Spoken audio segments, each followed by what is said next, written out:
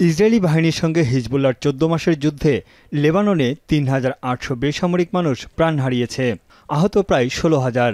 Hezbollah বলছে তাদের শীর্ষ নেতাসহ প্রায় ৪,০০০ কর্মী নিহত হয়েছেন, যা ২০০৬ সালে মাসব্যাপী চলা যুদ্ধে প্রাণহানির ১০ গুণ।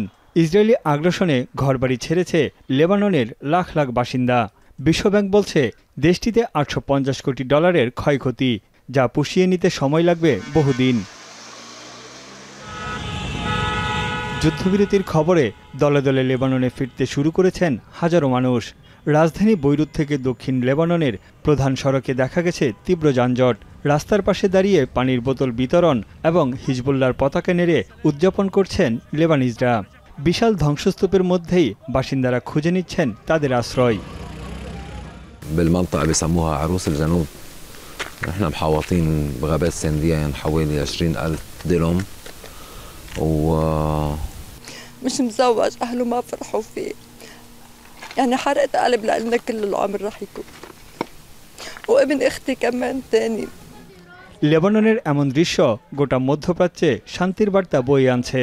সংকট সমাধানে এই প্রথম আশার আলো দেখছেন জাতিসংঘ মহাসচিব অ্যান্তোনিও গুতেরেস। এবার গাজায়ও দ্রুত যুদ্ধবিরতি কার্যকরের আহ্বান জানিয়েছেন তিনি। Eu tive ontem sinal auspicioso, diria, o primeiro raio de luz de esperança em relação à paz que recebi no meio da escuridão dos últimos meses, recebi-o em Portugal. যুদ্ধবিরতি কার্যকরকে নিজেদের বিজয় হিসেবে দেখছে ইরান সমর্থিত হিজবুল্লাহ গোষ্ঠী। যুদ্ধে শীর্ষ নেতাদের হারানোকেই সবচেয়ে বড় ক্ষতি হিসেবে দেখছে তারা। তবে তাদের মনোবল এক বিন্দুও নষ্ট হয়নি। এদিকে যুদ্ধবিরতি কার্যকরের দ্বিতীয় দিনেই প্রয়াত হিজবুল্লাহ প্রধান হাসান নাসরাল্লাহর আনুষ্ঠানিক দাফনের আয়োজন করা হয়েছে। নাসরাল্লাহর মৃত্যুর ২ মাস পর এই আয়োজন করতে যাচ্ছে হিজবুল্লাহ। যুদ্ধবিরতির শর্ত অনুযায়ী আগামী ৬০ দিনের মধ্যে লেবানন থেকে সরে যাবে ইসরায়েলি বাহিনী। তাদের জায়গায় আসবে লেবাননের সেনাবাহিনী। তারা ব্লু লাইনের চারপাশের এলাকা টহল দেবে। চলমান পরিস্থিতিতে লেবাননে জাতীয় ঐক্যের ডাক দিয়েছেন দেশটির অন্তর্বর্তী সরকারের প্রধান নাজিব মিকাতি।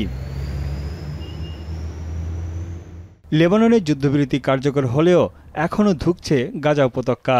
১ বছরেরও বেশি সময় ধরে চলা যুদ্ধে পুরোপুরি ধ্বংসস্তূপে পরিণত হয়েছে গাজা। এবার ফিলিস্তিনিদের জন্য অবিলম্বে যুদ্ধবিরতি কার্যকর করতে জেরুজালেমের রাস্তায় নেমেছে বিক্ষোভকারীরা। তাদের মতে শান্তিপূর্ণ আলোচনার মাধ্যমেই সমস্যার সমাধান সম্ভব। গাজায় যখন যুদ্ধবিরতির সম্ভাবনা জেগেছে, ঠিক তখনই ইসরায়েলকে $৬৮ কোটি অস্ত্র সহায়তার প্যাকেজের অনুমোদন করেছে বাইডেন প্রশাসন। এই অর্থের পুরোটাই ব্যয় হবে গাজায় হামাসের বিরুদ্ধে যুদ্ধের জন্য। জাতিসংঘ বলছে ফিলিস্তিনিদের উপর ইসরায়েলি হামলা সত্যিই ভয়ঙ্কর। ১ বছরের বেশি সময়ের যুদ্ধে গাজায় নিহতের সংখ্যা ৪৫,০০০ ছুঁই। আহত ও ঘরবাড়ি ছাড়া হয়েছেন কয়েক লাখ ফিলিস্তিনি। তানভীর জানি, এখন বিশ্ব।